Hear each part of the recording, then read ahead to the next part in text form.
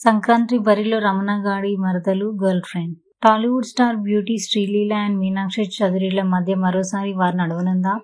ఇప్పటికే శ్రీలీల ఆఫర్లను కొల్లగొడుతూ కాంపిటీషన్ అయిన మీనమ్మ కిసిక్ బ్యూటీకి టఫ్ కాంపిటీషన్ ఇవ్వబోతుందా అంటే అలాగే కనిపిస్తోంది సిచ్యువేషన్. గుంటూరు కారంలో కలిసొచ్చిన ఇద్దరు భామలు నెక్స్ట్ పొంగల్ దంగల్కు రెడీ అయ్యారు. అనగనగా ఒక రాజు సంక్రాంతికే వస్తున్నట్లు అనౌన్స్ చేయగా రీ ఎంట్రీ పరాశక్తిని కూడా 2026 జనవరి 14కే తీసుకువస్తున్నట్లు ప్రకటించారు. తమిళంతో పాటు తెలుగులోనూ అదే డేట్ కు రాబోతోంది ఫిలిం.